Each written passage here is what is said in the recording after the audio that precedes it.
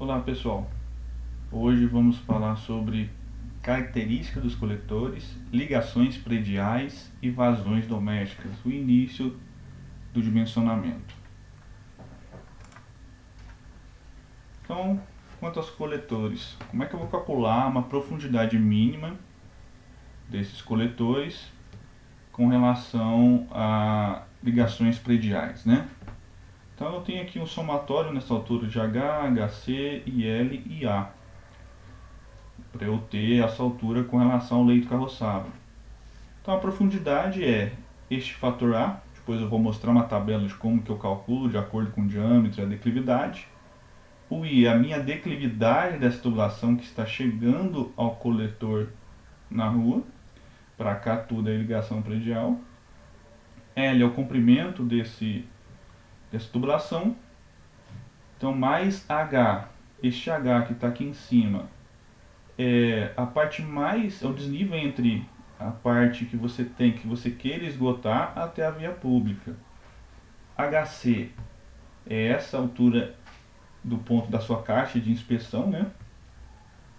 Geralmente é de 0,5 metros. O IL, I vezes L te dá uma altura também, que é com relação à declividade. O fator A, aquele fator A é o seguinte: por exemplo, de acordo com o diâmetro do coletor público, de 150 a 450, diâmetro do coletor predial, você consegue ter uma relação de diâmetro do coletor predial, se é 100, 150 ou 200. É essa faixa, não muda.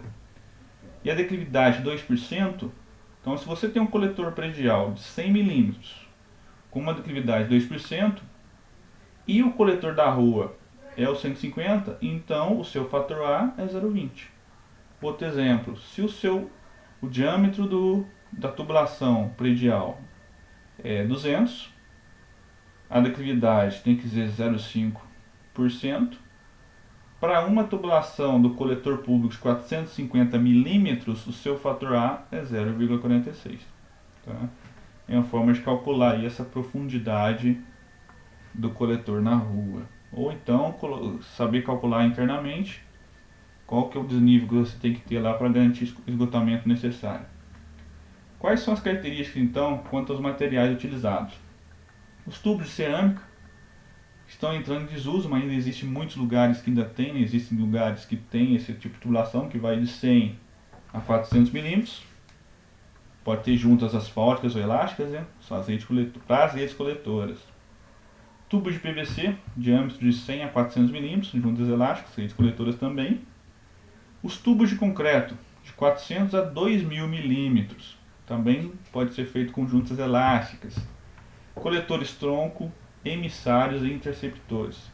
Os coletores tronco são depois reunião de vários coletores nas ruas, tem esses coletores troncos. Esses coletores troncos levam esgoto para os interceptores. O interceptor leva até a ET, e da ET até um corpo receptor de esgoto, um lago, um rio, quem vai fazer essa disposição é um tubo chamado emissário. Tubo de ferro fundido dúctil. Ferro fundido é um material frágil, mas a partir do momento que ele sofre um tratamento térmico, ele pode virar dúctil. Diâmetros de 150 a 1200 milímetros, também juntas elásticas, são prazinhas de recalque, quando você tem um conjunto motorbomba lá. Tubos de polietileno, diâmetros de 63 a 1200 milímetros, também para linhas de recalque, para os emissários submarinos neste caso. São emissários que vão levar o esgoto para um corpo d'água, mas de forma sob a água, né? Aqui alguns exemplos, né? Vendo essa imagem isométrica. Isso aqui é um tio compacto feito de polietileno. Esse tio chamado também de tio radial rede. Ele tem várias entradas, uma única saída. O 2 aqui está mostrando é o tampão desse tio que a gente vê na rua, na via pública. O 3 é uma junção, ligação domiciliar que você tem de 45 graus, com junção 45. O 4 é um tio de ligação predial, aquele tio que tem no passeio, aquela caixinha, né, de esgoto no passeio. E 5 é uma ligação também domiciliar para esse coletor de esgoto na via pública, no leito carroçável. Então aqui está aquele tio que está lá, número 2 aqui e 1. Está aqui, ó, mostrado de uma forma melhor aqui nessa imagem. Aqui tem algumas dimensões características, de acordo com o diâmetro da tubulação, 750 a 300. Você tem quanto que é o tamanho dessa entrada, pode ser um tampão ou essa chaminé, né? Você tem o comprimento C, variando entre 870 mm a 1000. Você tem o H, que está aqui, ó, em relação à rua até o fundo desse tio. E 610 980, aqui está o diâmetro nominal. Aqui é um exemplo de ligação domiciliar, né, sendo feita. Quanto ao perfil, esse coletor, tanto ele pode estar no passeio. Então, como é que se faz a ligação, que é a ligação domiciliar? Tem uma coluna, tem a curva de 90. E aqui você tem o ramal predial e o ramal interno. Ou eles podem estar 1/3 do leito calçável. O leito calçável é a rua. Então, 1/3 aqui. Então, ele pode ser feito a 90 graus ou melhor, feito aqui a 45 graus para evitar esse tubo de queda e com que tenha menos pressão na hora de cair o esgoto aqui. Também pode estar no eixo, né, do leito carroçável, também tubulação de 45, tem um ramal predial, outra tubulação de 45 para evitar pressão na queda. Alguns exemplos, aqui a profundidade mínima de 50, mas pela norma está falando que no passeio a tubulação tem que estar no mínimo a 65 centímetros, né? Agora, quanto às ligações prediais, lá vimos coletores, mais especificamente nessas ligações. Se for um sistema ortogonal, mostrando aqui em planta, ligação simples. Então você tem parte do ramal interno, nessa área verde, da área cinza, no passeio para a rua, já é a rede de ligação, né? Ligação predial.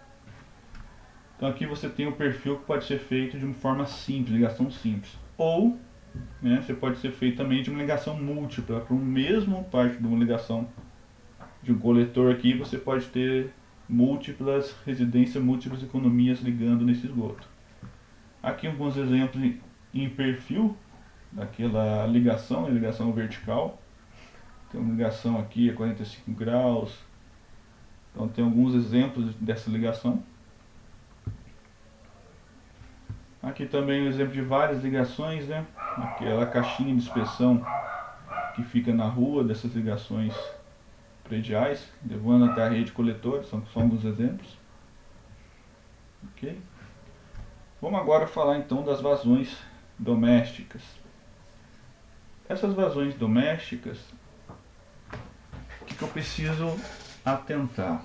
A contribuição do esgoto doméstico depende de alguns fatores. Logicamente, quanto à população, a gente já viu em aulas anteriores quanto ao estudo e crescimento da população, como é que faz a previsão dessa população. Então está aqui P. Consumo de água efetivo, esse consumo per capita. Então tem várias normas, várias referências que traz 180 litros habitante dia, 200, 250 litros habitante dia, esse Qzinho. Não leva em consideração as perdas físicas. O coeficiente de retorno em relação ao esgoto, o quanto de água chega na economia e o quanto isso, né, vira esgoto, é esse coeficiente C. E também os coeficientes de variação de vazão. É o coeficiente do dia de maior contribuição, K1. Esse K1 é 1,2, né? Ou seja, se você pega um fator multiplicar numa fórmula 1,2, você está aumentando ela em 20%. E coeficiente da hora de maior contribuição, K2, que é 1,5. Você aumenta aí mais 50% daquele valor de vazão que você está calculando. Quanto ao coeficiente de retorno, então tem várias referências que trazem os valores entre 0,5 até 0,84, por exemplo, 0,9, né? Mas a gente vai utilizar aqui o Azevedo Neto e principalmente a NBR 9649. Então 0,8 vai ser o nosso coeficiente aí de retorno, tá? De 0,8. Então só para mostrar como que é obtido aquele fator K1 e K2.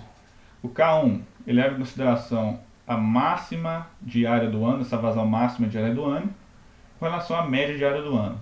Então ao longo de vários meses no ano, ao longo do histórico de muitos anos aí, então você consegue obter esse gráfico que é a média de todos os anos.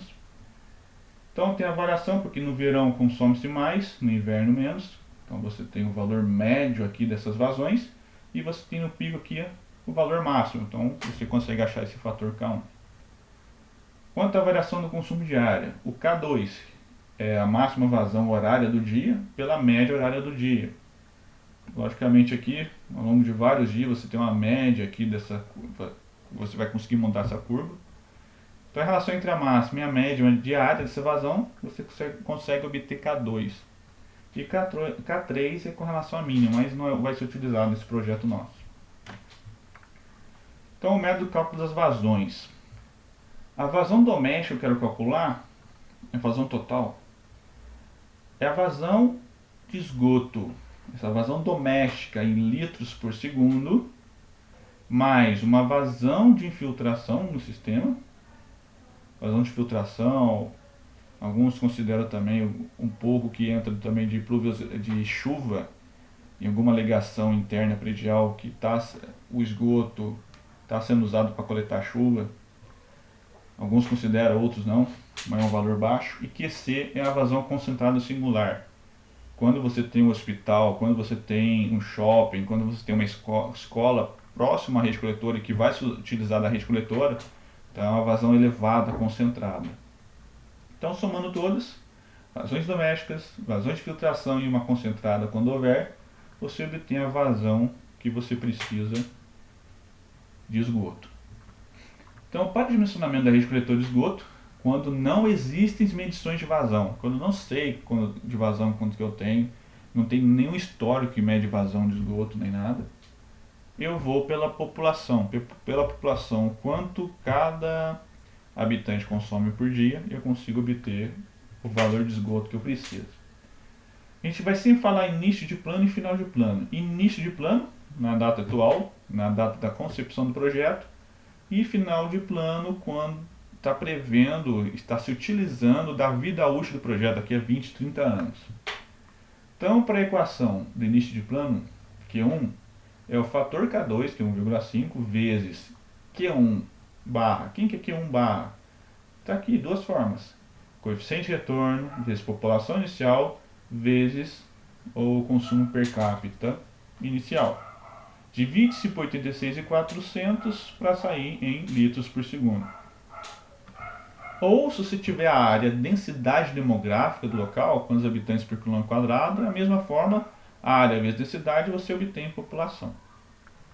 Para o final de plano agora é K1 vezes K2, 1,2 de K1 e 1,5 de K2, ou seja, você está aumentando 20% e depois mais 50% dessa vazão final, para que você se garanta quanto a questão de picos de vazões, né? Esqueci só de comentar, no anterior você tem a somatória das infiltrações iniciais mais as vazões concentradas, mesma coisa embaixo. Somatório das vazões e infiltrações finais mais somatório das vazões concentradas.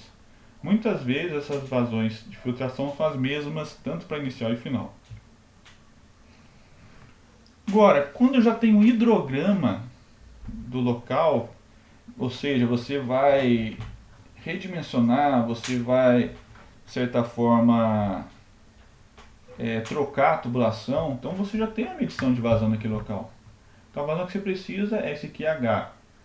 Essa vazão que você tem com relação ao hidrograma, porque TC por TM. TC é valor do parâmetro total da bacia, população em área edificada, e TM, valor do parâmetro total da bacia cujo hidrograma foi medido. Cujo. Em relação a essa vazão máxima, nós temos bacias similares. Então tem exemplo aqui do hidrograma, né? Então desvio dessas medições. Vazão inicial e final. Nada mais é que aquela vazão anterior, porém considerando relação final inicial, mensurando essas vazões. O mais utilizável para projeto é o anterior que comentei, não esse, que hidrogramas são muito difíceis de se obter. Agora, quanto à taxa de contribuição, lá fala das vazões domésticas totais daquele local, num bairro, por exemplo. Mas se eu tenho a vazão total daquele bairro, quanto cada pequeno comprimento, pequena metragem de tubo, de tubulação, de trecho, contribui para esgoto. Por que isso? Eu não consigo saber exatamente quantas economias estão ligando, até consigo, estão ligando na rede coletora para mensurar quanto de vazão cada residência está de vazão de esgoto, cada residência está injetando no sistema. É bem mais complicado. Então, se eu tiver num bairro todo, aqui ó, litros por segundo a cada metro, ou litros por segundo a cada quilômetro. Eu sei que a cada quilômetro de trecho, eu sei em litros por segundo o quanto está entrando de vazão para cada quilômetro. Se eu tenho lá 0,4 km de tubo, é 0,4 vezes a vazão, eu consigo saber o quanto aquele trecho está contribuindo. Então a taxa de contribuição é K2 vezes aquela vazão doméstica que a gente calculou aqui anterior. Essas vazões que estão aqui, ó, QI e QF, depois QDI, QI e QF, sobre comprimento total de todos os trechos do bairro, mais taxa de infiltração. Mesma coisa para a final, só que o que entra agora é o fator K1 para mensurar mais ainda a nossa taxa de contribuição.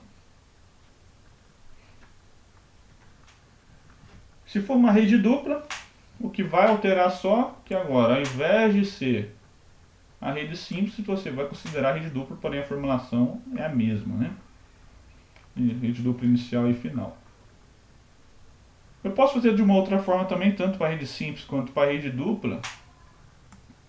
Eu posso considerar um comprimento chamado comprimento virtual. Ele considera o comprimento da rede simples inicial e final para cada situação, né? Se é inicial ou se é final, não são as duas juntas. E ele faz comprimento da rede dupla, tá aqui, dividido por 2, aí você tem um comprimento virtual. É esse comprimento virtual que entra em cada taxa de contribuição. Tá? Então esse aqui para a rede simples, já para a rede dupla eu considero 2 vezes aquele comprimento calculado inicialmente. É uma forma de fazer para as duas, se utilizando dessa formulação. Tá? Então essa parte que eu queria passar para vocês, às 8 horas a gente se encontra aí para fazer a live, para eu ensinar a planilha do Excel.